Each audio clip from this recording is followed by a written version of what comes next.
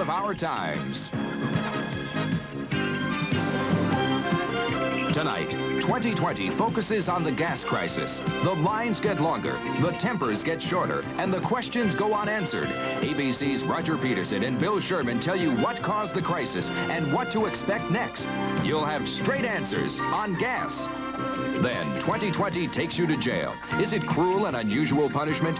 Dave Marish outlines the case of the United States versus the Texas prisons.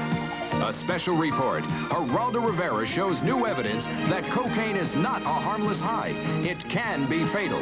It's a warning called Snowblind, the cocaine connection.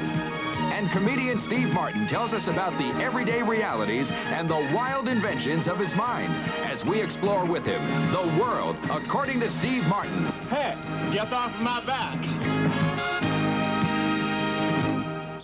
And we'll have an exclusive interview with baseball superstar Reggie Jackson. He tells Howard Cosell and you how he feels about his owner, George Steinbrenner, and his manager, Billy Martin.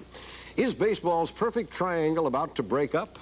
Maybe for everyone's best interest that maybe Reggie should be pleasantly or comfortably divorced. Tonight, up front, the gas crunch. This is the bone that sticks in your craw, a source of heavy frustration and rage. Here we are coming up to the 4th of July weekend, one of the heaviest driving times in the year, and most of us around this country are stuck or will be stuck either in our garages or in infuriating gas lines. The gas lines grow longer, our tempers grow shorter, and the questions go unanswered. Well, here with me tonight is Roger Peterson, ABC News energy correspondent, to deal with some of those questions you've been asking, and he has some answers. Hugh, everyone wants to know why we're in this fix now and who's to blame. Just two questions for which there are a lot of answers or there are no answers. Where there are answers, people either don't believe them or they just don't like what they're hearing. Let's start with how bad will it be this weekend and what's the outlook for the rest of the summer? First, the outlook for this weekend. The AAA tells us what you folks in the gas lines know. Supplies are tightest in the area running from Maine down into Virginia, particularly in the metropolitan corridor from Boston to New York to Washington. On average, you'll find 8 out of every 10 gas stations closed this Sunday. The situation is only slightly better in the southeast. 7 out of 10 stations will be closed Sunday. As you go west, though, the picture gets slightly brighter. Supplies are about the same as last week in the middle of the country. Stations closed Sunday, 6 out of 10. In the far west, where there was chaos a month ago, motorists will find more stations open and for longer hours. It's the only area improving over last week.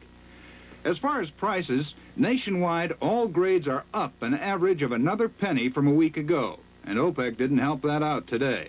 The outlook for the rest of the summer, grim. Little relief in sight for the east, just slightly better elsewhere.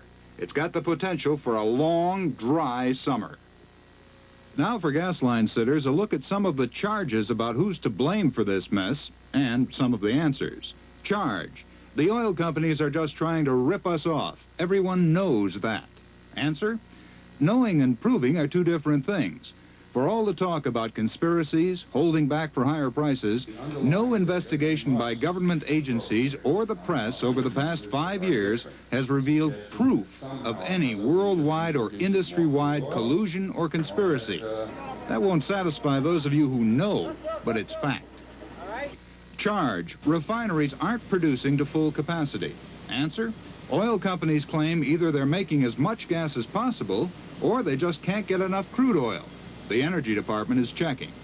Charge. The oil is sitting in tankers or tank farms. Answer. No investigation has shown oil being held on the high seas or in port.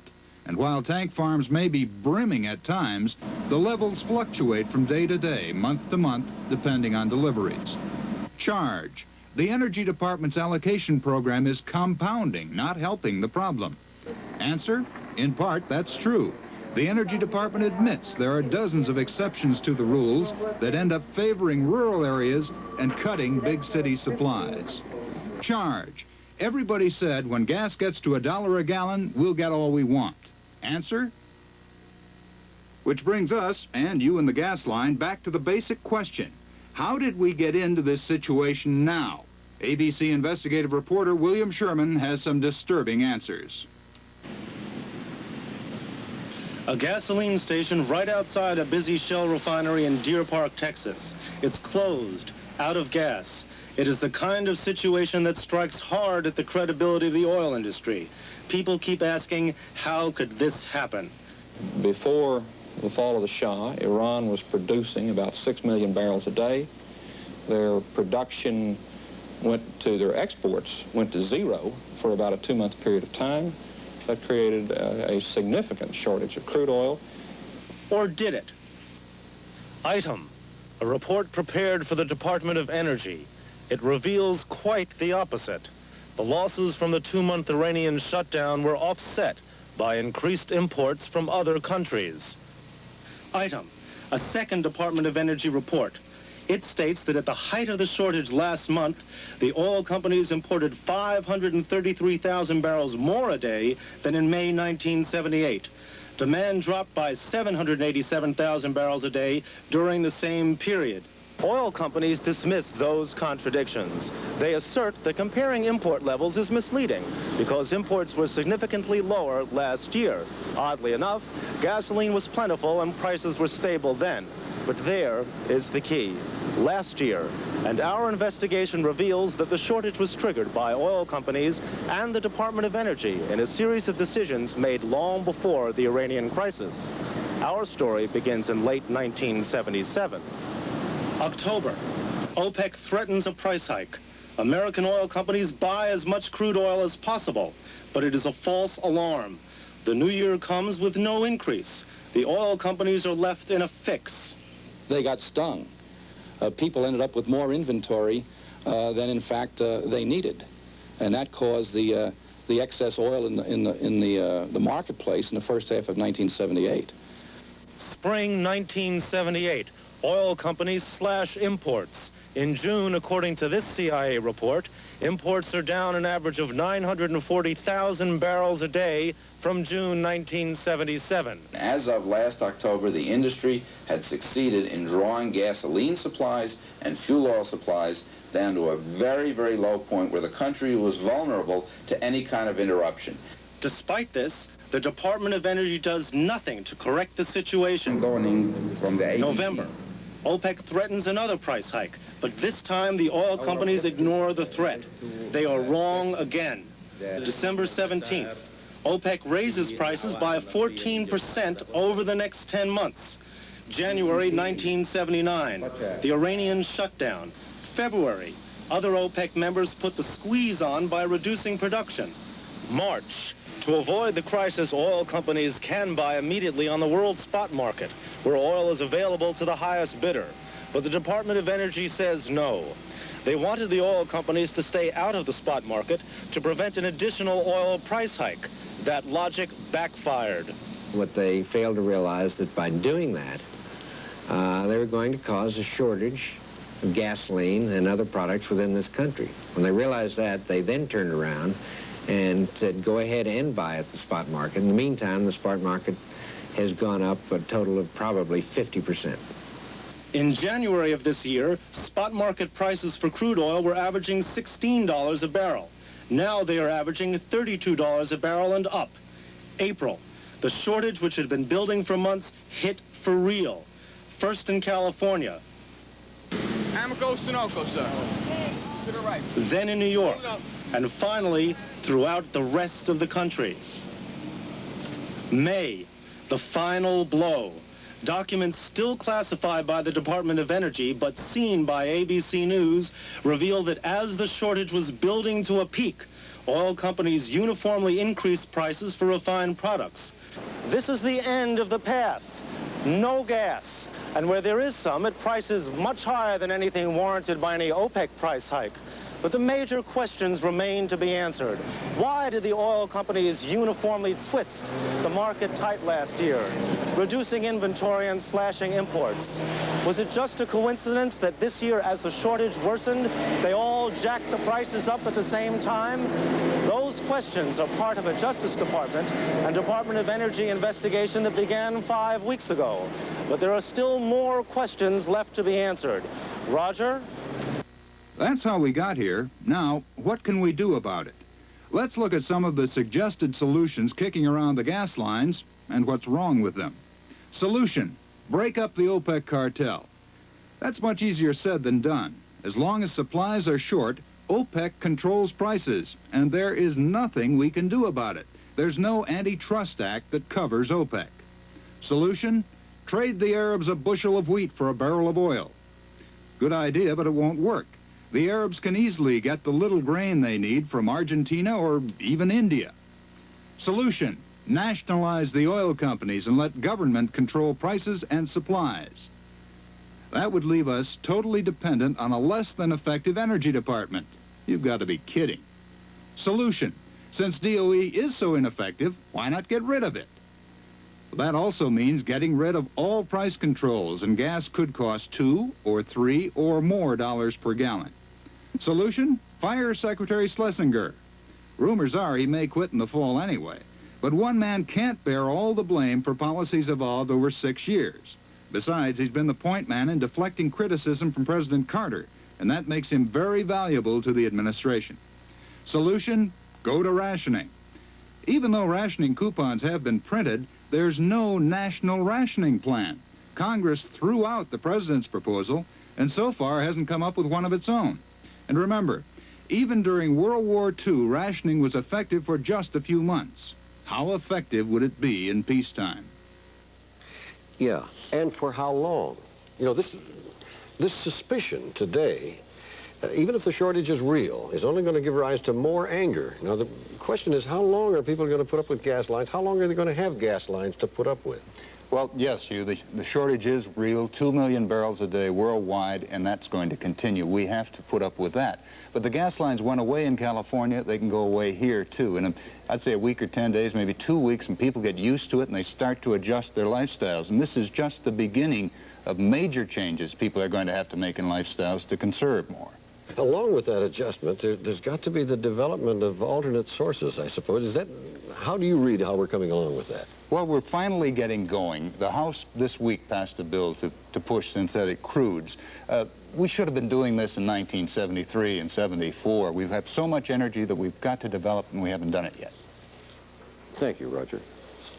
Still to come, comedy star Steve Martin and why he plays a wild and crazy guy. I mean, I can't get a little help from the backstage crew. Excuse me.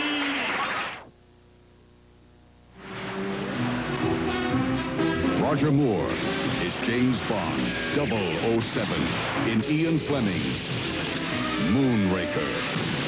And Jaws is back to put the bite on Bond. Hang on, James. The thought had occurred to me. 007 does it in space. In Moonraker, rated PG. Starts Friday at theaters everywhere. When it comes to fighting rust, there are two types of people. I want to do it fast. I want to make it last. For both, there's Rust-Oleum. Rust-Oleum's original fish oil primer goes right through rust to bare metal, so you get long-lasting protection. It lasts. And it comes in handy sprays, so it's easy to apply. It's fast. Not to mention 40 beautiful colors. If you're going to do it fast, You might as well make it last. good point. Wrigley Spearmint Gum says hello. We always share Wrigley Spearmint, because we all like it, right? Right. All right. Yeah. Let's go. Come on. Try sharing some Wrigley Spearmint Gum. You're gonna like the way it says hello. Wrigley Spearmint tastes fresh and clean like the great outdoors. Everyone likes the way it says hello. Wrigley Spearmint Gum. We all like the way it says hello. Kai used to watch too much television. Now, with the help of an adult, he chooses a program, watches it with friends, and when it's over, turns the TV set off. There are lots of other things kids can do, such as playing games with friends, reading a favorite book, or going out to play Frisbee. The Washington Association for Television and Children cares about how much and what our children are watching. For more information, call WATCH at 333-2480.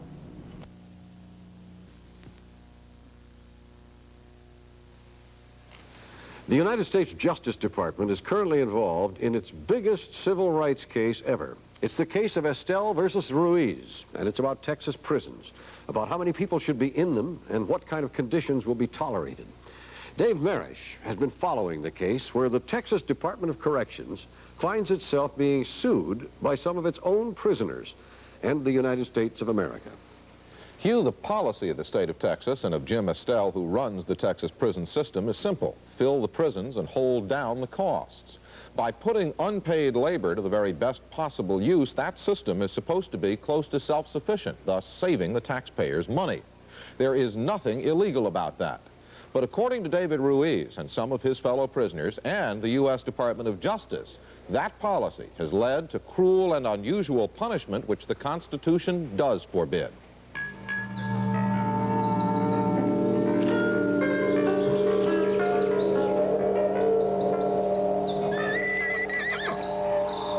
These white-suited figures are not ghosts from some southern prison past. These are today's prisoners at Retrieve Farm, Texas Department of Corrections, the biggest, fastest-growing state prison system in the country. This is stoop labor. There's not much market for it in the free world. This is not training, it's conditioning. It's learning to bend to authority, learning to lockstep through a limited world. Every day, 50 new people march into the TDC. This is the Texas Department of Corrections Diagnostic Center. It's a reception and processing center for the Texas Department of Corrections. In 1968, there were 12,000 prisoners. This year, it's up to 25,000. In 6 years, Texas expects to hold 40,000 people behind bars. And Texas already has half again as many of its citizens in prison as the rest of the United States. 2 ways to do your time now. The short way and the long way. Charles Howard. There are a lot of ways to do time in most states. In Texas, almost everyone is under maximum security. The system's defenders call it sweeping and keeping trouble off the streets. You remember your old number. 60% of the people in Texas prisons are first offenders. Their average sentence, more than 10 years. Their chances at parole are slim. Their chances at work release are hundreds to 1. Their chances of being put to work are 100%. Their chances of being paid are 0. TDC Director W.J. Estelle. One of the things that the citizens of Texas expect of their prison system is that all prisoners sent to this system shall work. This is one of the blessings taxpayers receive for living in the state of Texas. It's a simple system, and on its own terms, it works quite well. The Texas Department of Corrections, TDC, processes more prisoners than any other state system in the country, and it does so on the fewest dollars a day. In the words of the admiring chief of corrections in neighboring Louisiana, the Texas prison system does exactly what prisons should do. It keeps you in, it keeps you busy, and it keeps you from getting killed. The biggest prison system in the United States has been hit with the biggest civil rights suit in American history. And Director Jim Estelle and prisoner David Ruiz are its headliners. Ruiz and his fellow inmates are backed by the Federal Department of Justice in their claims that the Texas prison system is overcrowded, brutal, and unconstitutional. David Ruiz's prison records show he's been injured and transferred during his years of fighting his case. Ruiz says behind that paper record is a reality of beatings and harassment. And the Justice Department says Ruiz's story is an accurate picture of the seamy side of the TDC. Ruiz's lawyer is William Bennett Turner. If we lose the case ultimately, then I think we can forget about the whole idea of the rule of law in prisons, because there are so many serious constitutional problems in this system. If the courts ultimately find that there's nothing wrong legally with what goes on in Texas, then we can forget about any minimum rights of people who are locked up anyplace. The attorney for the TDC is Ed Edar. They would like to have us provide the country club type prisons that the federal system has, like you have for your Watergate people, for other people in Texas. Texas doesn't believe in that. I don't think the people in Texas believe in a country club type prison. This quarter, our average cost, per capita cost for a prisoner is $7.52 a day. But you go to other systems of similar size or even less size, and the cost will run anywhere from $14 a day to $38 a day.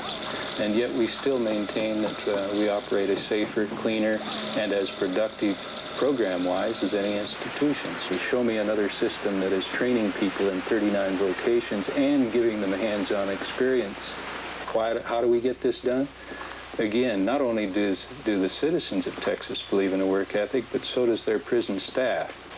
Correctional officers here know what a day's work is, and they're committed to what their mission is. Start sacking right down yonder, catch you and tie it off that two-hole.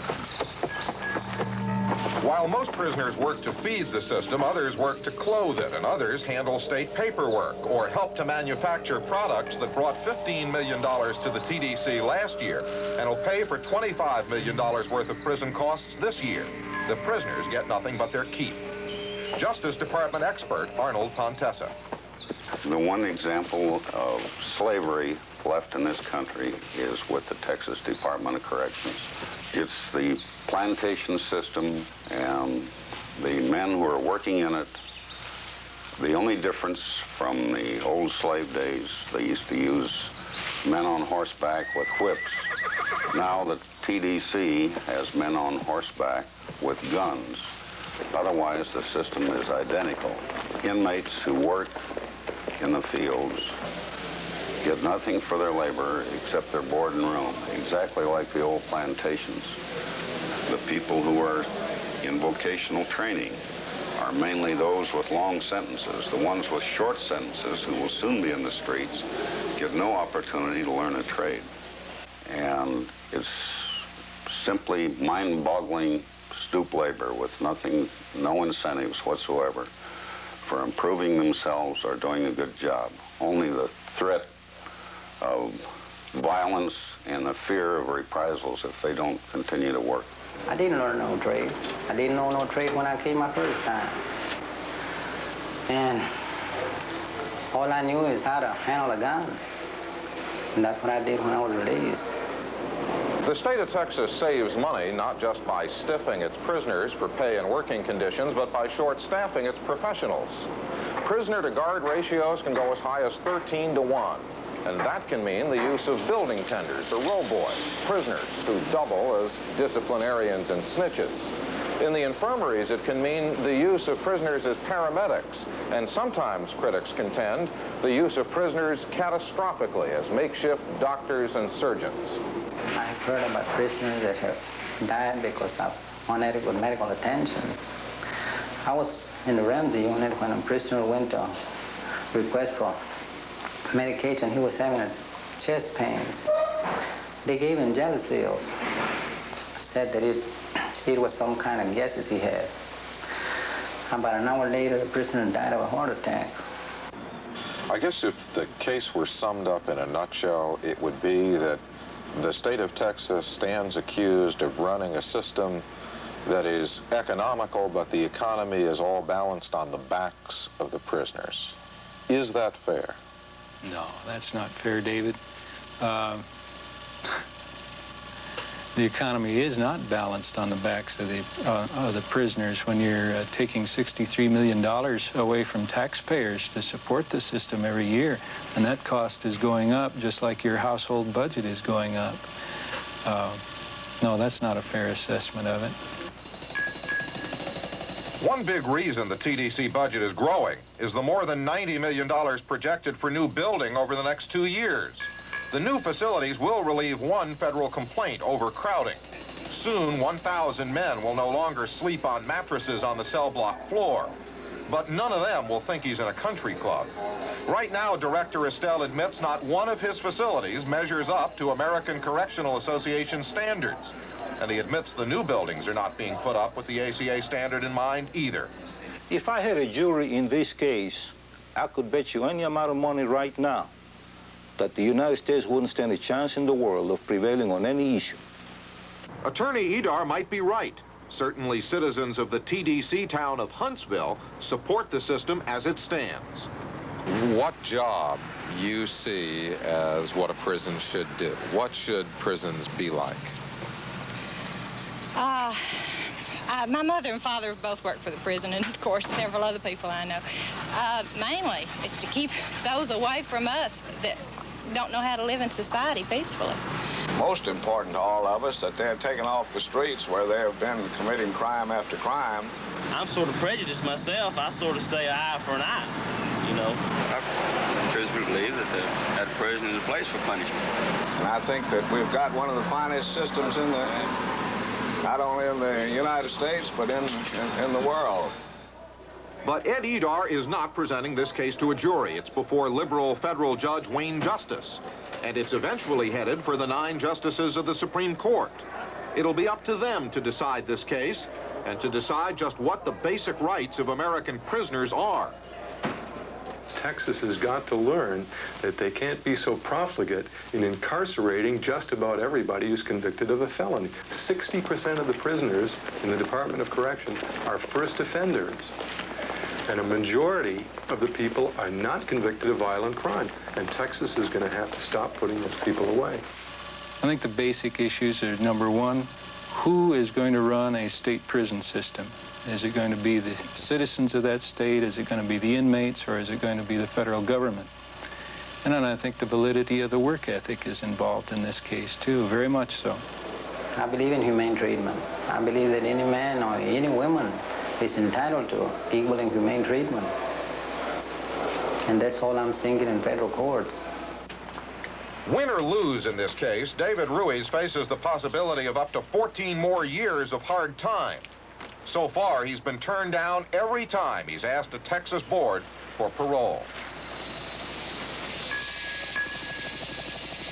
The Texas prisons case will almost certainly wind up at the Supreme Court. If the prisoners win and the result is a change for more humane prison, better staffing, and more professional medical treatment, that's going to cost money. And if the change means other less institutionalized forms of justice like halfway houses, work release programs, and so on, that's not going to be cheap either, since that calls for different kinds of building, different kinds of staffing, and budget making. So the bottom line on Estelle versus Ruiz may be decided at the Supreme Court, but it'll be paid for at home and at the workplace by us taxpayers. Hugh? Coming up, a special report by Geraldo Rivera on who's using cocaine and why it might be wise not to. But before that, we'll go inside the comic world of Steve Martin, how he faces shyness and confusion by standing up in front of an audience and acting crazy. After this. On guard. This is the Bic Lady Shaver with a special guard bar. On guard. Bic's guard bar will guard you against nicks, shield you from cuts. On guard. A woman doesn't have to be brave to shave because the guard bar makes sure your skin is kept away from the blade. On guard. You get 2 Bic Lady Shavers for 49 cents, and each gives lots of safe, smooth shaves. On guard. On guard. On guard. With a Bic Lady Shaver, a woman doesn't have to be brave to shave. What do doctors recommend for pain today? This report shows doctors' #1 choice is the pain reliever in Anacin. 5 million recommendations last year for pain of headache, backache, minor arthritis, and muscle ache. The ingredient in Anacin is the doctor's #1 choice. Anacin is strong, a special combination of medical ingredients free of stomach upset for millions everywhere. The ingredient in Anacin, doctor's #1 choice. Roaches, ants, flying bugs, and I can't afford an exterminator. Get Black Flag. It's almost like having an exterminator, because Black Flag with exterminator-proven ingredients in every can kills bugs fast. Crawling bugs, flying bugs. Black Flag kills bugs fast. Black Flag, you're my exterminator. Get Black Flag with exterminator-proven ingredients. Black Flag kills bugs fast. Steve Martin's not the wild and crazy guy you think when 2020 continues in a moment. The leader in television is now a leader in television news. Watch ABC's World News tonight.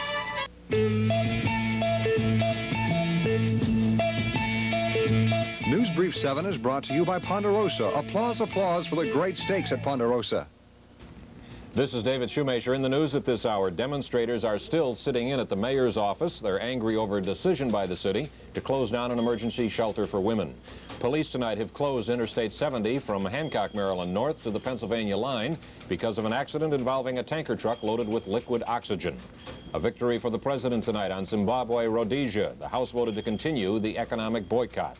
And Mr. Carter, who's in Korea, condemned the increase in crude oil prices. He said the whole world will suffer.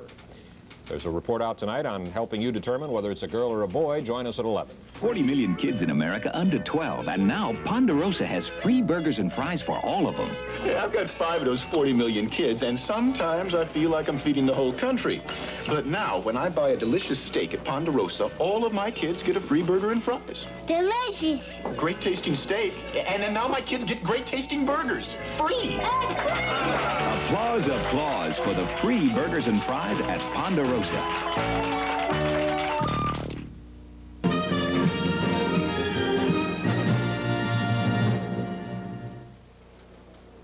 Steve Martin is today's comedian. Even his imitators get laughs, and his favorite lines have become everyday expressions. Steve Martin got into show business after watching the acts at Disneyland, where he sold guidebooks when he was only 10 years old. And there's still a lot of Disneyland in his technique. Balloons, animals, arrows through the head. Contemporary vaudeville, neither bitter nor political.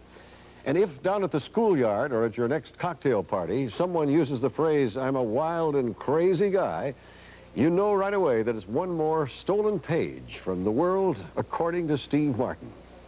Let's do it. Let's rip the place apart. Sorry, folks. Okay, we'll be starting in just a few moments, just waiting for the drugs to take effect, and then... That's what my act was about. It was just a character who had decided to make up his own world. And what his truths were came out of his own head, and it didn't depend on government, bureaucracy, social pressures, anything. It was out of his own mind. Okay, you know.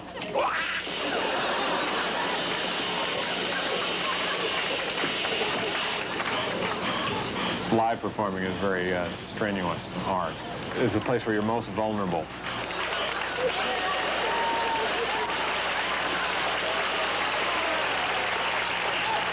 And it becomes more and more confusing because as the audience gets broader and broader in the live situation, you don't know what to say anymore. I mean, I can't get a little help from the backstage crew. Excuse me. When I finally got my act together, I was walking out clean cut and neat, which was a left turn from everything that was going on at the time. And that was the purpose in cleaning up, was to be different. The white suit, the arrows through the head, the craziness are some of the trademarks of his act. Steve Martin has made it to the top by way of television, record albums, and concert performances. The character he plays reflects the self-interest of the 1970s. Hey, this guy is good. I think it was my natural inclination toward fun and laughter in putting my act together. And what I got out of my college years studying philosophy about the isolation of man.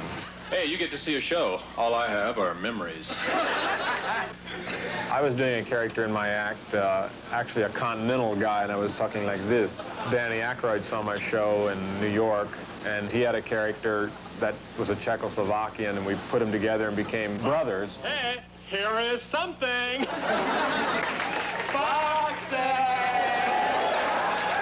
And later we decided we were from Czechoslovakia, and that's how it came about. It was really Danny's idea to put the two together. We are two wild and crazy guys. I've never compromised my show or the language in it, and I don't intend to. And yet a song like King Tut, which to me is a satire, also appealed to kids. So it puts you in a dilemma of whether to continue with what you think is funny or right, or selecting your words. Now when he was a young man, he never thought he'd see people stand in line to see the boy king. King Tut. How'd you get so funky? Buried with a donkey. He's my favorite honky. Born in Arizona. Got a condo made of stoner.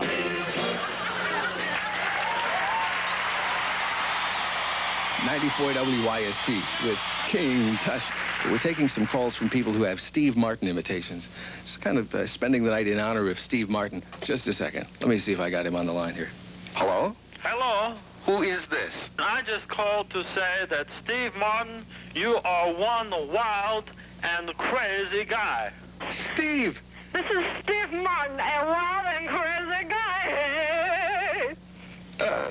That's great. A complimentary bottle of wine from me, the waiter, Richie Roberts, to a wild and crazy guy. Everybody imitates Steve Martin, or at least when they get involved, because it is almost therapeutic. You want to go up to somebody and make crazy faces at him. Well, here's something you don't often see.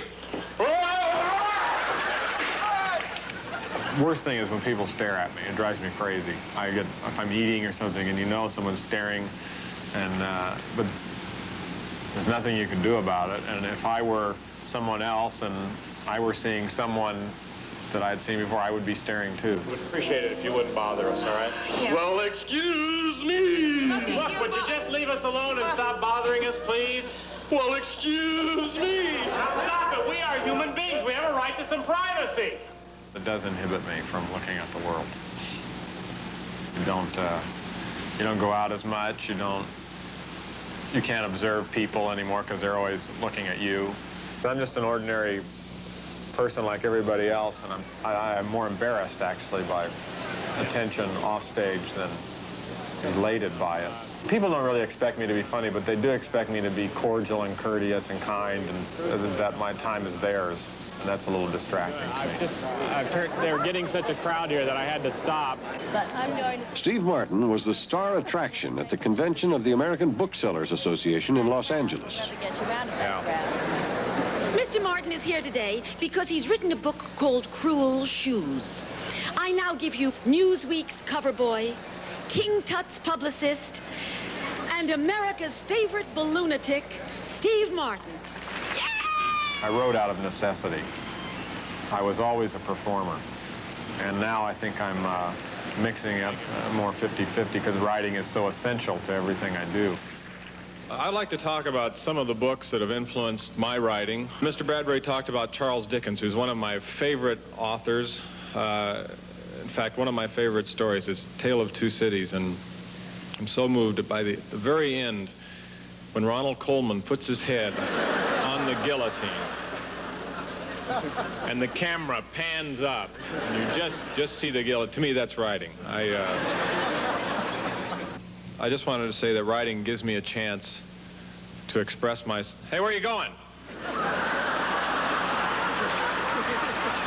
Cruel Shoes, his first book, was an immediate smash. How do you do? It soared to the top of the bestseller lists. His 2 record albums have sold over 6 million copies. Okay. But you know, I see people going to college for 14 years, studying to be doctors and lawyers. I see people getting up at 7:30 every morning, going to work at the drugstore to sell flare pins. But the most amazing thing to me is I get paid for doing this. And doesn't he do it well? Steve Martin, whose comedy asks, isn't there a wild and crazy guy inside every one of us? Well, next, Geraldo Rivera on why a fashionable drug may have fatal consequences, the cocaine connection, after this. Oh, my goodness, now you want me to date myself. My first credit card came from here 25 years ago when we were first married. I have shopped in Sears in Iowa. I have shopped in Sears in Texas. They have a small Sears in Reno, but that's understandable. Usually you don't drop your money in Sears in Reno. And I have been to all of them, and I've never been disappointed. Sears, Sears, Sears, where America shops. It's here. It's here. The Great American Paint Sale is here. Now you can save $3 to $5 on the same Sears paints that help preserve the homes of John Paul Jones and Betsy Ross. It's for great American homes like yours. Just $9.99 for Weather Beater satin exterior paint and only $8.99 for Easy Living flat and ceiling paint. $9.99 for Easy Living interior semi-gloss. The Great American Paint Sale is here. Now at Sears. This drop of instant glue can lift 2.5 tons. But that's not what makes it unusual. It's this, the new Glumatic pen. It's a better way to glue. The Glumatic pen puts a drop of super strong, super fast glue precisely where you want it, and not on your hands. The Glumatic pen prevents clogs and drips. When you need only one drop, you get only one drop. The new Glumatic pen. It mends without the mess. This weekend on ABC's Wide World of Sports, a wide world of boxing excitement. First Saturday, live, Hugo Coro defends his world middleweight title against Vito Antuofermo. Also a look at last Friday's exciting Duran-Palomino battle. On Sunday, action from Larry Holmes' surprisingly tough defense of his WBC heavyweight crown against Mike Weaver. And America's best compete for spots on the U.S. World Championship team. Boxing is best, Saturday and Sunday on ABC's Wide World of Sports. In America today, millions of people use illegal drugs. In fact, one of these drugs, cocaine, has even become fashionable. Well, tonight, Geraldo Rivera has a special report on cocaine, which indicates that people who follow the fashion should face up to some hard new facts. We hope so. Thank you. One of the reasons for the huge increase in cocaine use recently is the general feeling among millions of people that the drug is relatively harmless. And indeed, when I first reported on this topic, I supported the notion that while cocaine could be dangerous, it was probably not deadly. But a recent paper in the Journal of the American Medical Association suggests that even occasional recreational use of cocaine can, under certain circumstances, kill you. One of the authors of that report was Dr. Charles Wetley of Miami. Cocaine can kill very suddenly and very unexpectedly in heavy users, chronic users, sometimes even in novice users. Dr. Wetley and his colleagues from the Dade County Medical Examiner's Office have been studying the lethal effects of cocaine for the last 3 years. They report more than 68 cocaine-related deaths. That's just in the Miami, Florida area alone. So in light of those findings, this is an updated report. Snowblind, the cocaine connection. Snorting is in. The hip high point in house parties from coast to coast. And despite its high cost, coke has become, in the words of the Drug Enforcement Administration, the recreational drug of choice among people from all social and economic groups. Like many drugs, cocaine is said to reduce inhibitions and give users a feeling of being energized. They've got what it takes to make you a star and change who you are. That makes it a favorite among a segment of the disco set. You take one even blow of good coke, whether it costs you a lot of money or not, you are going to get stoned, and you're not going to have to wonder whether you are stoned or not. You're going to know if you're stoned. One even blow, that's all it takes. One of the major problems facing law enforcement officials in the United States trying to cut the cocaine connection is the fact that what's totally illegal back home is open, legal, and a way of life down here in much of South America. This, for instance, is the coca market in the Bolivian town of Cochabamba. And each Monday, tens of thousands of pounds worth of coca leaves like these are sold here. They're sold openly and honestly. After centuries of use, coca to these people is like tea to the British or coffee to Americans. From the coca market, the leaves are crushed in primitive presses, then soaked and reduced to a paste. The paste is then smuggled to one of several big South American cities to be dried into the familiar white powder.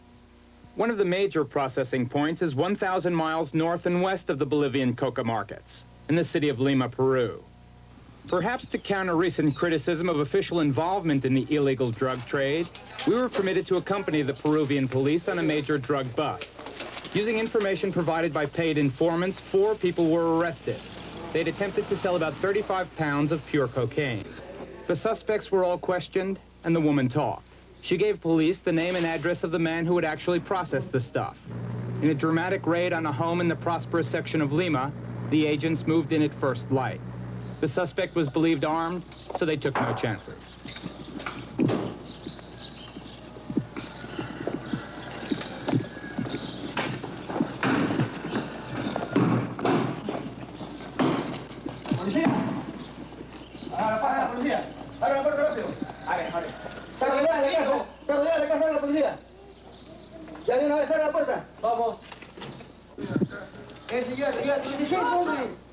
Government officials in Latin America admit that at most, they're able to stop just 10 to 15% of the illegal cocaine destined for the United States. Although manufactured in Peru, most of the finished product is actually shipped to the United States from Colombia, where the annual value of the illegal cocaine trade now exceeds the value of that country's famous coffee crop. Law enforcement people can't possibly stop the white tide. American consumers are importing an estimated $16 billion worth of cocaine a year. That represents millions and millions of individual doses, each of which, according to the new findings, could be deadly. Last year, total seizures were over 1,000 pounds. That's what they stopped. Law enforcement officials estimate that between 20 and 25 tons were successfully shipped in. The reason coke smugglers risk long-term prison sentences is the huge profit potential the expanding market represents. According to the federal government, almost 10 million Americans have used cocaine, including 1 million under the age of 18. The experts recognize 3 levels of cocaine use. The majority are the so-called circumstantial users, people who snort the stuff only during special occasions. The next largest group is more heavily into a constant pattern of coke abuse.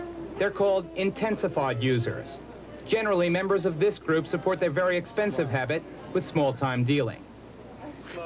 The saddest cases are the so-called snowblind, the compulsive users who've dramatically and adversely affected their lives by overindulgence, like this one successful Wall Street broker. I definitely feel that at one point I knew I was addicted to this drug. And that was the scariest thing of all. That someone intelligent could let an inanimate object get control of him. How much were you spending at the height of your cocaine use?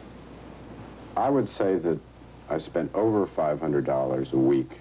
But if at one time the white powder was restricted to the rich, affluent upper classes, it no longer is. This, for instance, is Harlem. And what happens in the tenement building behind me represents the pits of the human experience. The building is a notorious cocaine shopping center and shooting gallery. We'll put 2 of these here for both. Far from the glamorous world of the jet set, 2 junkies have made a buy in the building. And they invite our cameras along to watch them shoot up. That's nice. It's okay.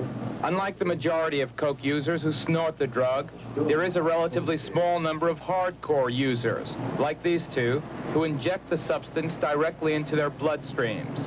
They say it increases the kick. Don't pull the line. Come on, wait. Let me get a hit.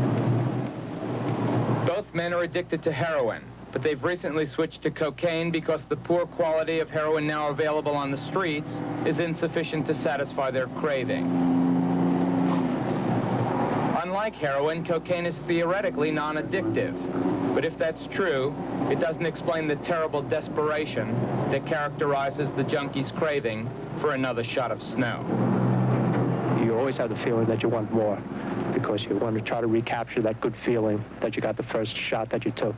So, you know, I get desperate and pawn, you know, something that's very valuable to me, you know, TV set, stereo, so I'm left with really nothing in my house. And that's, I consider, pretty desperate.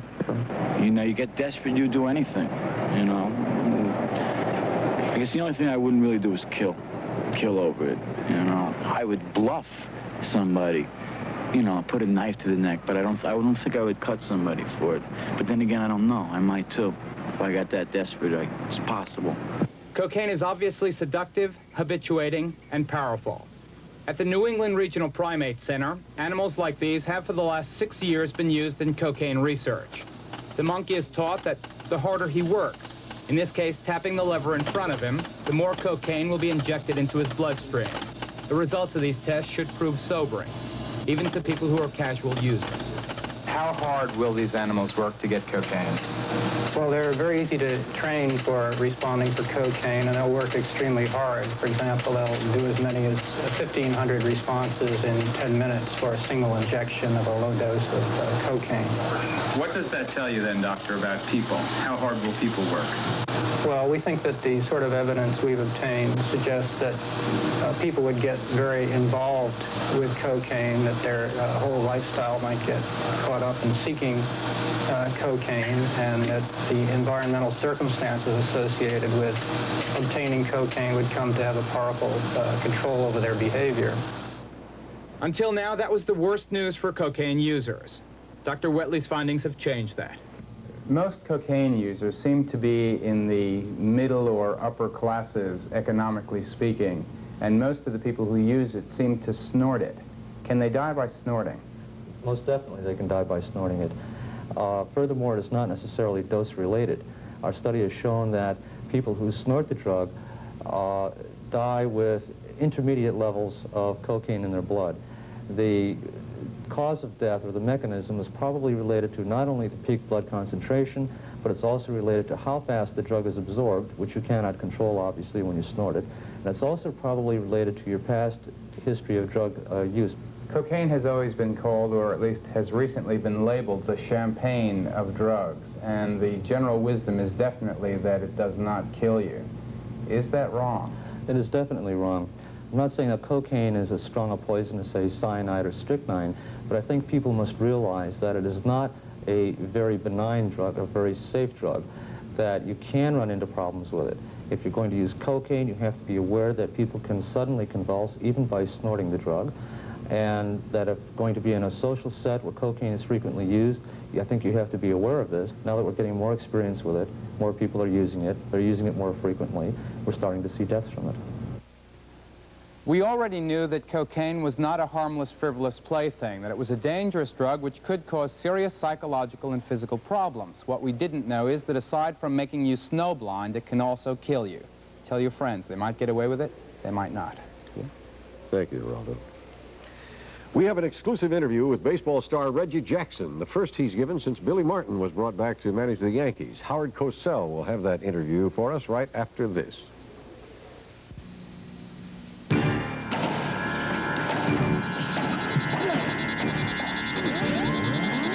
Hit the winning shot, give it all I've got.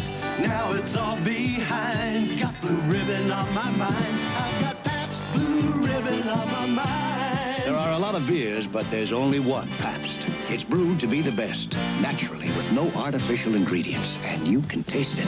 I've got Pabst Blue Ribbon on my mind. When you foam the tub, you don't have to scrub with the only foam that's Lysol. When you foam the basin, it's germs you're chasing with the only foam that's Lysol. Killing germs in the bathroom, that's important to me. So I use Lysol Basin Tub and Tile Cleaner. It kills household germs and their odors, cleans and shines without scratching, stops mold and mildew. The only foam that's Lysol. Also available in pump spray. I've been 1,000,000 miles around this world, and I've found it best to go with these. Barclays Traveler's Checks, cashable all over because Barclays is all over in over 75 countries. That's why Barclays Traveler's Checks are cash. Grazie. Not questioned. Take Barclays Traveler's Checks and get a welcome for your money. Step lively there. In any language.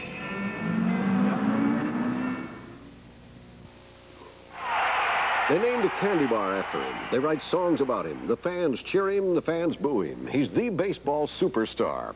Reggie Jackson cost New York Yankees owner George Steinbrenner a lot of money. Last year, he earned Yankee manager Billy Martin a lot of runs, but there was fighting and name-calling, and things started to get complicated. Martin resigned, then was unexpectedly rehired for 1980, not for 1979. But now, suddenly, with the Yankees in a slump, Billy Martin is called back. Meanwhile, Reggie has been out of action with a leg injury and has not played since Martin's return. Now, what will Reggie do? Well, we felt the logical man to find out is Howard Cosell. Yes, indeed, Hugh. We are in Reggie Jackson's apartment, and Reggie has consented to talk with us. Reg, it's been reported, and indeed Barbara Wallace said, that under no circumstances will you be traded. The quote attributed to George Steinbrenner. How does that grab you? Below the belt. What do you mean? You know, well, George Steinbrenner is most certainly entitled to his opinion, and his opinion really is law because it has so much authority. My opinion doesn't have a great deal of authority involved, unless I want to get my back up and try to go into a duel with George Steinbrenner, which is something that I really don't care to do. All I can do is request or ask or converse or talk in the most gracious particular, fashion, because if I get my back up, then obviously George Steinbrenner he's an impulsive man and one that is a businessman, and he'll make the decision best for him regardless of what my feelings are. So I'm not going to go against or try to buck him in a duel. There are people with great power, someone as George Steinbrenner, or people in authoritative positions that, I have fear of at times. I fear no one, but, you get to the point where you're from California or in Arizona and you were raised in a country town in Pennsylvania, and all of a sudden you get involved in big business, and at times you may be over your head. So maybe it's better to shy away, or almost anything seems to be labored and blown up out of proportion, and Reggie Jackson, George Steinbrenner, Billy Martin, the Yankees, and New York, all are things that are magnified, and together the situation has gotten out of hand.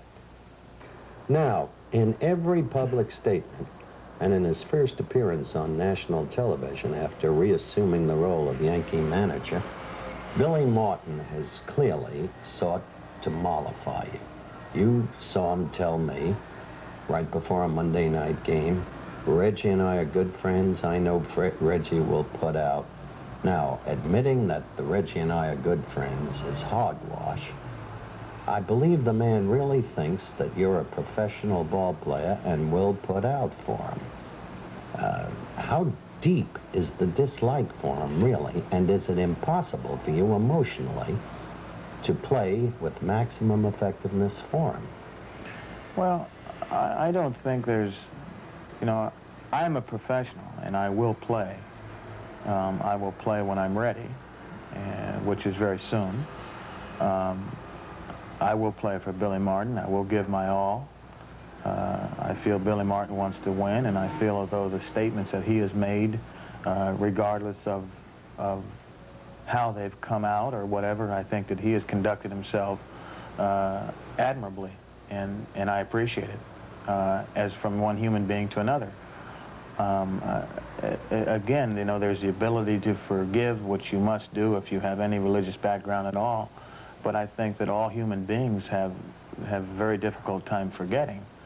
And as I said in the past, maybe it's best for all parties to divorce.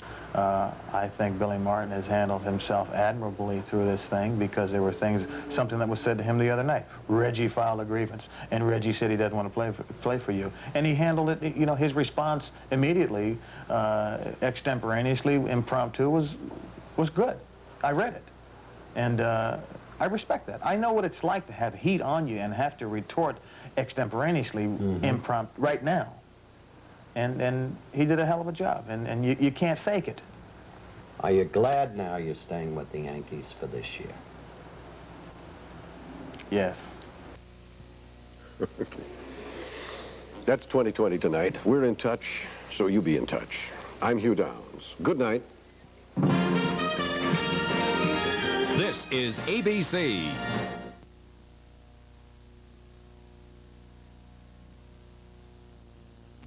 House backs the president on Zimbabwe Rhodesia. The government promises a fair share of gas. Some women from an emergency shelter remain camped out at the mayor's office tonight. And big upsets at Wimbledon. News 7 is next. If you're out searching for a car with family room and comfort and good gas mileage ratings, look for the Cat, because the Cat is full of surprises. Like Mercury Zephyr, with surprising fuel efficiency ratings. Actually better than the smaller Toyota Celica. Plenty of room for a family and great gas mileage ratings, too. Come check out the entire line of Mercury Zephyrs and surprising clearance values that make right now the time to buy. At the Sign of the Cat. Now there's a store near you where you can actually shop for genuine Bell phones. Excuse me, I'd like to get a gift for my wife. Sure. A C&P Phone Center store. Sure. Gee, that's kind of nice. Or maybe the antique golds. Like any store, you can browse all you want till you find the phone you want. That's it. And you can take it with you. Now? When you need a new phone, shop for it at your nearby C&P Phone Center store. Assignment. Locate the store with the finest selection of brand name home electronic equipment. Turntables, tape decks, radios, receivers, tuners, speakers, TVs, and car stereos.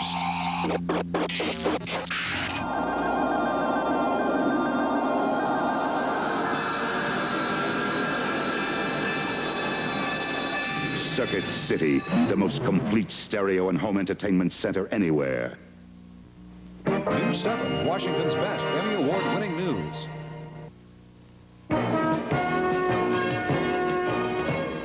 News 7 with David Shoemaker and Renee Poussaint.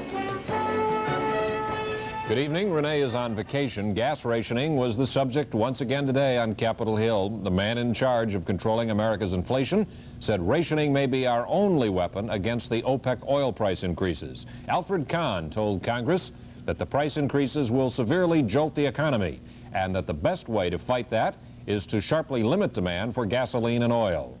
When the American people get mad enough about having to wait in line, they will be prepared to go to some system that directly limits consumption. Certainly one legitimate solution is to say it's a kind of national emergency and therefore rationing ought to be considered. Those price increases Kahn is so angry about were finalized today in Geneva as the OPEC ministers wrapped up their conference. The oil price increases break down like this.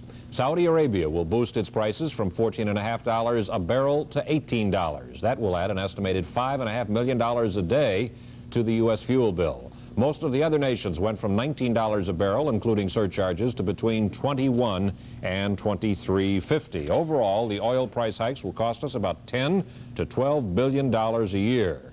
What it all boils down to, for you and me, a nickel a gallon more at the pump.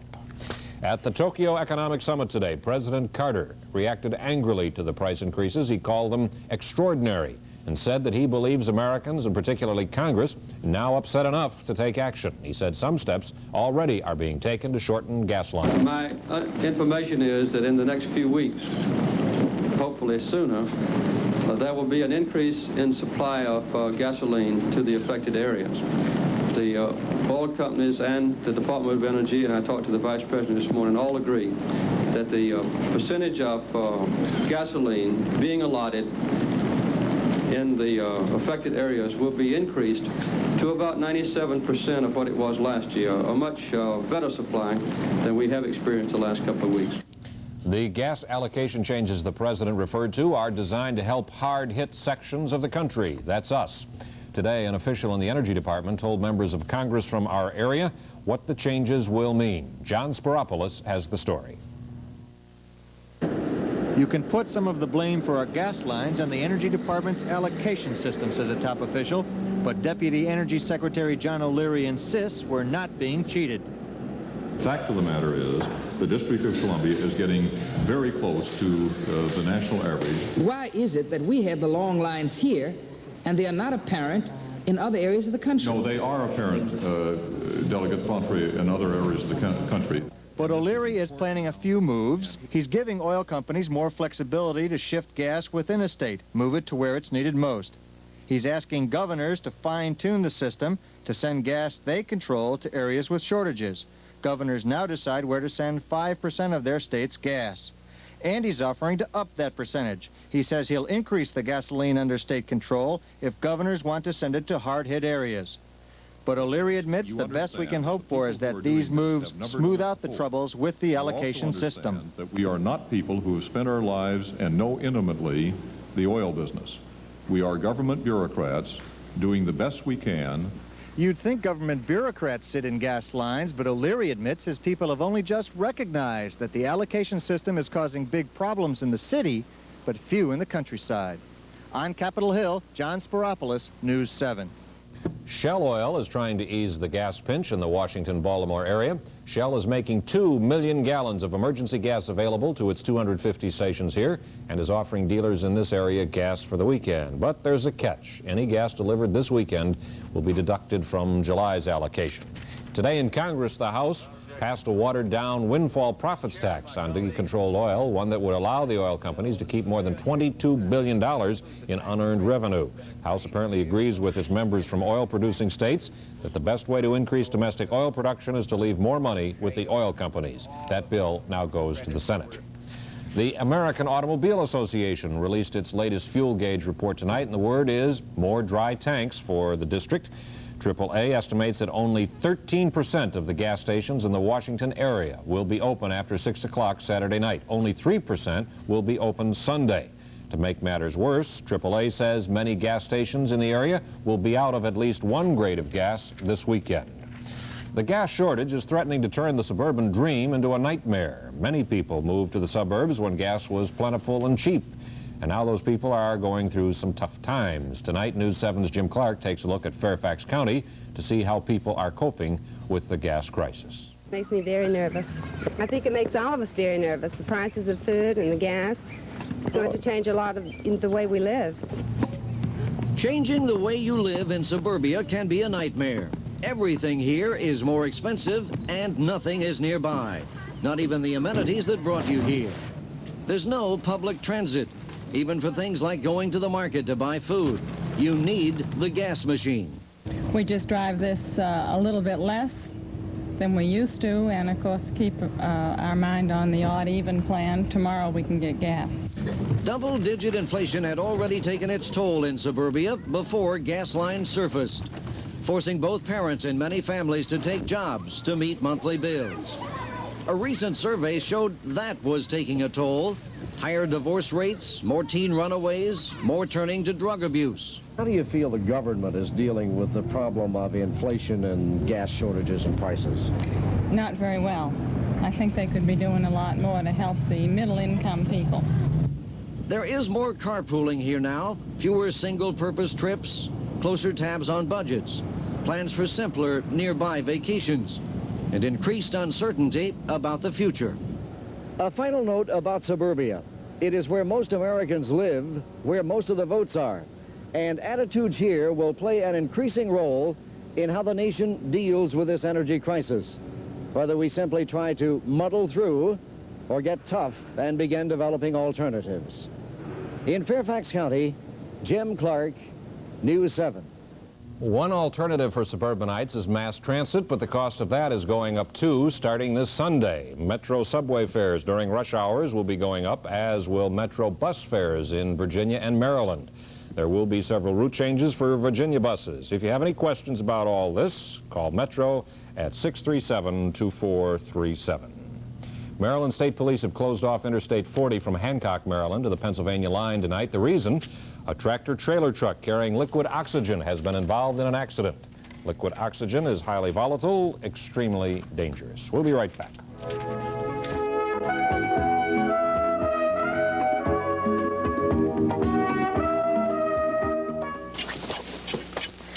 Tick-tock, tick-tock. It's time to save and get a clock. Saving at Equitable Trust is great. Our plans earn you interest at the highest rate. Not only will your money grow, but you'll even get a gift for your dough. A clock or a watch or a timer, see? For nothing much or even for free. So come to Equitable Trust. It's savings time. And then you won't have to hear me rhyme.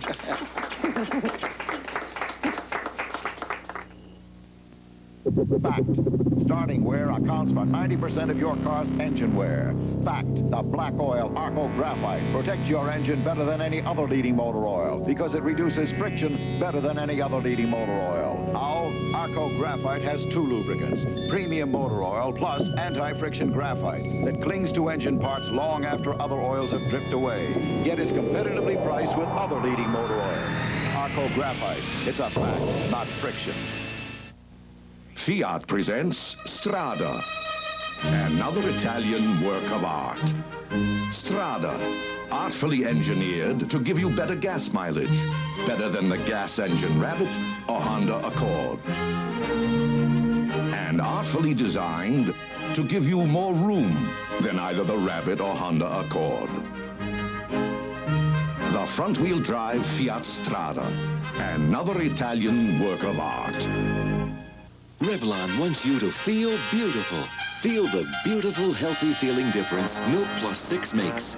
Milk Plus 6 shampoo and conditioner in one is better than any leading shampoo at conditioning and detangling. Because the conditioner stays in. Feel the healthy feeling difference. Feels silky clean, obedient, with shine, shine, shine. Makes you feel beautiful. Feel the healthy feeling difference with Milk Plus 6 shampoo and conditioner in one by Revlon. A charge tonight: the district isn't providing adequate treatment for hundreds of mental patients being released into the community. Outpatients like the 10 elderly women who died in a foster home fire here in April. The superintendent of St. E's Hospital said such patients are the city's responsibility. Another St. E's doctor put it in stronger terms. As a city has probably poorer public facilities for released mental patients than any major city I know in America. Consequently, no matter how good a job St. Elizabeth's does as a hospital, until we get improvement in the community resources, we're never going to be able to be a model facility. You're talking about the city's Department of Human Resources? The Department of Human Resources has fallen down on all counts, as far as I can tell. Whether Mayor Berry will do any better in the future, I think still remains to be seen. Dr. Torrey said the city's community mental health centers have been doing a terrible job, unable to offer even rudimentary psychiatric care. President Carter won a foreign policy victory tonight on Capitol Hill. The House rejected an effort to remove trade sanctions against Zimbabwe Rhodesia in December. The measure would have forced Mr. Carter to come back to Congress for permission to continue sanctions beyond December 1st. You may recall those 2 construction workers who were killed in a ditch cave-in in southeast Washington last December. Well, that case has now been referred to the Justice Department for possible criminal prosecution. The 2 men were working for the Warner Plumbing Company, hooking up sewer pipe when the trench collapsed around them. Justice will not comment on the case. A small group of women is holding a vigil outside D.C. Mayor Berry's office tonight. They're angry because the city closed the last available shelter for homeless women in the district. Wendell Goler reports. After 10 hours, residents of the C Street shelter continued their protest. Only about half of the original group remained, and 4 of the 7 women were shelter volunteers, not residents. Police had threatened to remove the women at 8 o'clock, but they said going to jail would only strengthen their protest. With the money that they will be spending to house these women for 10 days, we could have a house for a year at least, where we would staff it by caring volunteers from churches and organizations across the whole city who would care for these women, provide a sense of trust, provide a sense of home, a sense of roots, so that these people can get on their feet again, so that they can use the resources that the city has to offer. The time has come for us to go considerably beyond just providing overnight shelter. We have got to stop this revolving door syndrome characterized by the majority of the same persons homeless night after night after night. We've got to provide services to them to try to stabilize their lives so this trauma of homelessness will end. By late evening, at least 2/3 of the shelter's residents had accepted temporary housing in one of 6 motels in the district. Ordinarily, the women would have to register during business hours.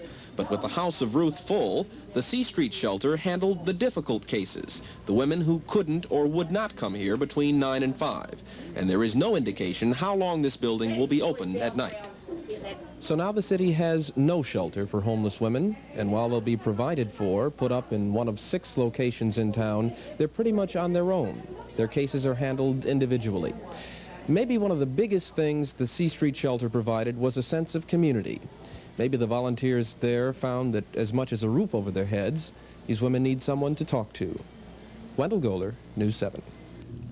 A green light from the Hill for D.C. summer jobs. Congressional leaders have told the district to start filling the 30,000 jobs and to get the young people working by July 9th. Money for the D.C. summer jobs will be transferred from other programs.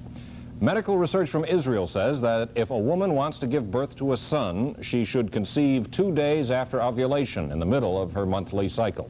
According to researchers at the Hebrew University of Jerusalem, the chances of conceiving a male on that day are 2 out of 3. During the rest of a woman's fertile period, the odds of a boy or a girl are about equal.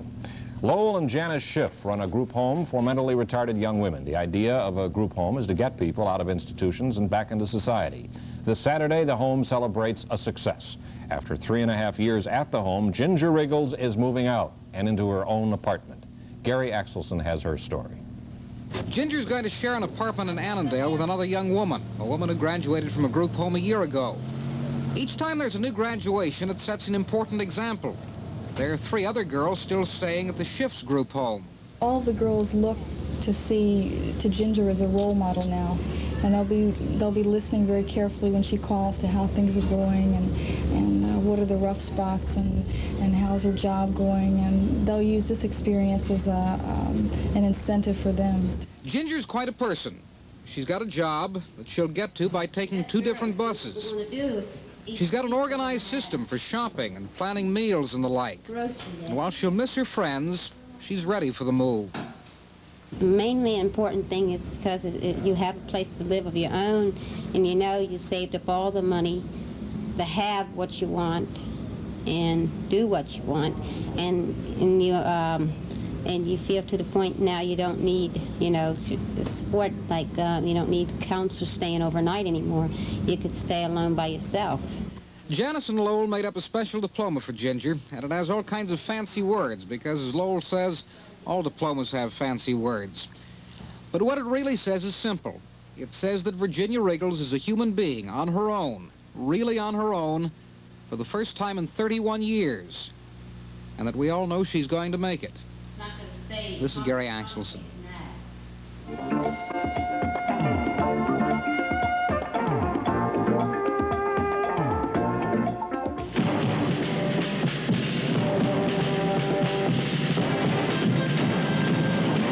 An asthmatic child, yearning for the outdoor life. He wanted to be a cowboy, sportsman, big game hunter.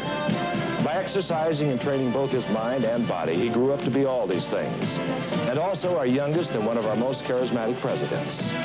Teddy Roosevelt, that man of tremendous energy and high spirits, urged us all to lead a strenuous life and uphold the frontier spirits. Under him, America's 45-star flag first was recognized as a symbol of world power, and the great national conservation movement was begun. He was the first American to win the Nobel Peace Prize. After his death, a policeman was heard to say, it wasn't only that he was such a great man, but, oh, there was such fun in having him as our leader. 21 Days of America brought to you by your neighborhood Memco membership department store. Stop in and pick up your free color booklet containing all 21 heroic stories, free from Memco. For a big splash this summer, you belong at Memco. Now members can choose from velour luxury beach towels in rich tone jacquard designs at big savings. Memco members pay as low as just $8.55. For finer quality designer beach towels that make a soft impression on your budget, you belong at Memco. You belong at Memco. The terrorized woman, the call girl murders, the high-speed thrills, the bizarre love affairs, the struggle for $1 billion empire, the mystery, the passion, the intrigue. The shocking #1 bestseller is now the motion picture, Sidney Sheldon's Bloodline. Rated R. Coming to Hampton Mall Twins, Ross Parkway, KB Baronet West, AMC Carrollton. What are you doing, Fred? Putting Olympic latex stain on the house. Hey, Pete, Fred's putting stain over paint. Stain over paint? Watch Olympic latex stain cover. Rich, mellow color. Hey. Cleans up in water, and it lasts for years. What's that stain, Fred? Olympic latex stain. It lets you stain over paint. Beautiful. Available at Brown & Hoof Lumber, the Color Wheel Incorporated Wheaton Lumber Company. Say, I know you are a big believer in giving credit where credit is due. Therefore, will you wait one moment? Yes. While I say that we made a mistake last night, some divers did a spectacular job trying to free people from that truck that crashed through the bridge last night. We mistakenly said they were with the district rescue squad. They were members of the Prince George's County Underwater Rescue Team, and we want to say that. Don't we? Cleared that up. Mm-hmm. Very good. What can you do to add to the... Oh, I don't know. The Orioles are going to be playing ball in Baltimore at least another year unless they renege on their new lease they signed with the city over there today. The lease calls for another year at Memorial Stadium, and city officials in Baltimore are satisfied, saying it's a positive move, what with the continuing threat of the club being sold possibly coming here. So the Birds remain in Baltimore, which will allow sports writer Maury Siegel of the Star to pull out as many columns on that subject and reuse them. Between the Orioles and the recently released Billy Kilmer, Siegel can't seem to find anything else to write about. Baseball tonight, the Birds no luck. 6-3, they lose to the Indians, but they're still up by 4 in the American League East. The Tigers got the Red Sox by the same count, but here are the Yanks. They win in the 10th over Toronto. The Brewers beat the Twins. The Rangers were leading the Angels in the 9th. The Royals were trailing the A's in the 7th. Finals in the National, a pair of 6-5 counts. Astros over the Giants. Padres same numbers against the Braves, and the Mets beat the Pirates 3-2. San Francisco Giants sent two-time National League batting champion Bill Madlock to the Pirates today in exchange for reliever Ed Whitson and a pair of minor leaguers. Well, you know, Reggie Jackson now has been reactivated by the Yanks. He'll return to the club for the first time since the rehiring of Billy Martin. Yankee owner George Steinbrenner says Martin and Jackson must coexist in peace. The wild summer is about to begin. Well, it took him nearly 3 hours, but Jimmy Connors finally wore out 37-year-old Marty Reeson at Wimbledon today. It was a marvelous 4-set match, indicating that Connors may be the man to beat. In the tie-break for the first set, both players came forward.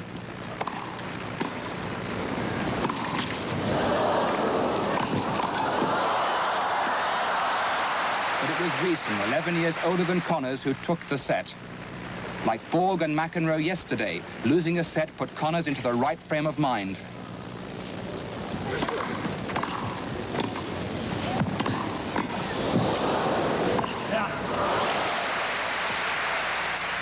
And for the first time this Wimbledon, we saw the real Jimmy Connors.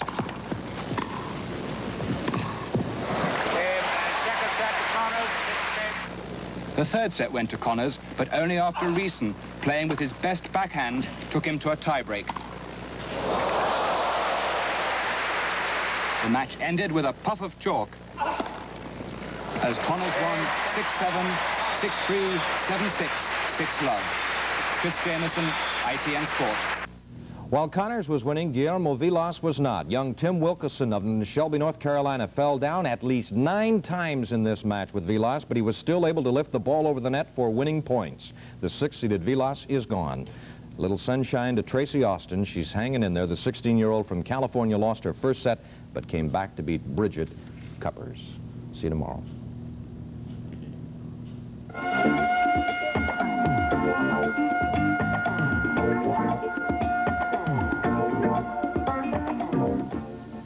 Cutlass watching has never been better, especially when it's your new Cutlass Supreme you're watching. Take a good look, Cutlass watchers, and you'll see why Olds Cutlass is America's best-selling midsize. And when you see the kind of gas mileage Cutlass offers, you're looking at some kind of car. There's a lot of news in Olds today. Have one built for you. Oldsmobile. You can go to great lengths to protect the things in your house, but you may be neglecting the most valuable thing you own, the house itself. Your house needs the protection Martin Senor paint can give it through rain, snow, blazing sun, year after year after year. Your house is the biggest investment you'll ever make. Protect it with our best Martin Senor paints. Get savings by the gallon on Martin Senor Great Life Paint. Now on sale at participating dealers. I've always believed in more, more, more. Now I believe in less, less, less. All I've heard is more, more. Now it's less, less. More? Less. Less? You've never wanted less of anything in your life. Schlitz Light, the beer that has less calories, is less filling, and yet has great taste. Schlitz Light, where less calories add up to more beer. The only thing I need more of is less. Schlitz Light, where less calories add up to more beer. Burt Reynolds calls himself Bandit 1. Now put the pedal to the metal. I'm 10-10 on Jerry Reed calls himself Bandit 2. We're gonna really have to cook. And Jackie Gleason as Sheriff Buford T. Justice calls them a whole lot worse. I gotta barbecue your... Burt Reynolds, Sally Field, Jerry Reed, and Jackie Gleason in Smokey and the Bandit. Rated PG, and that's a Big Ten Starts for Friday at 9 selected area theaters. Consult newspaper directory for showtimes. Well, what Dan would call from his part of the country, a gully washer hit us in some spots tonight. Yeah, we did have some thunderstorm activity. It stretched all the way down from New England down to our area. But I think the threat of things around Washington right now is just about over, although National Airport is still reporting rain. But that's nothing compared to the rest of the country. 119 out here in Needles, California, for the hot spot. From a low in Minnesota, a cold front trails back into southwest New Mexico. There were a great many tornadoes. More than 12 were reported all the way from South Dakota through Minnesota down into Iowa. There still is a tornado watch through an area of Minnesota into Wisconsin and another little area down here in Iowa. Then when you come back here later tonight, tornadoes were reported in Wyoming as well as Colorado, and they still have a severe thunderstorm watch in this area. Then out ahead of this front, from Missouri down into Oklahoma and Arkansas, some thunderstorms that are up to about 55,000 feet. And what you see here is just a little bit of rain and shower activity from Ohio down into Kentucky. The precipitation in our area came from up here in New England, and it reached all the way down into Virginia. Some of this moved across, of course. It was in Pennsylvania earlier. There still are some thunderstorms around in this area, a little bit of rain down here, and this turns out to be showers. What will happen is this high will be pushing off, the front will dip down into Pennsylvania, and it'll be a slow-moving front, and so by tomorrow night we'll have another threat of some thunderstorm activity in the Washington area. Temperatures at 10 o'clock all around the area. And if you plan to go to the mountains tomorrow, look for some thunder showers. Temperatures about 80 degrees. It'll be fair skies over the bay. Southerly winds about 10 knots with good visibility, except in the thunder showers, and waves about 1 foot. At the ocean beaches, partly sunny, temperature about 84. Water temperature to the south 70, and to the north around 62. We had a high today of 84. 87 is normal. 64 was our min, and 67 would be normal. At 11 o'clock, under rainy skies at National, current temperature 75 Fahrenheit, 24 Celsius. Relative humidity 64%. Temperature humidity index still up there at 72. Southerly winds at 9, and the barometer 30.09 and rising. The air quality today 65. That's moderate, and the pollen count 30. And for tonight, maybe a thunder shower, and then the rest of the night cloudy and mild, low 60s. Tomorrow partly cloudy with some thunder showers tomorrow night. Temperatures will be in the mid-80s, and partly cloudy with scattered thunderstorm activity on Saturday, low to mid-80s. Sunday, Monday, and Tuesday, partly cloudy, and it'll continue on the warm side with temperatures in the low to mid-80s. That's the way we see it right up to this moment. David? Thank you, Fred. Macho men and disco darlings from all over the world have been flocking to New York's chic Studio 54, right, Dan? But the beautiful people may not want to be seen there any longer. We're told the two owners of that exclusive discotheque, Studio 54, have been indicted for allegedly skimming $2.5 million in cash receipts. Studio 54's manager also has been charged. Skimming is where money is pocketed and not declared for income tax purposes. Donna Summers may survive, so may Disco Fever, but will Studio 54? We'll have to go to New York and find out. There's always regimes. That's the news tonight. See, I'm into all that.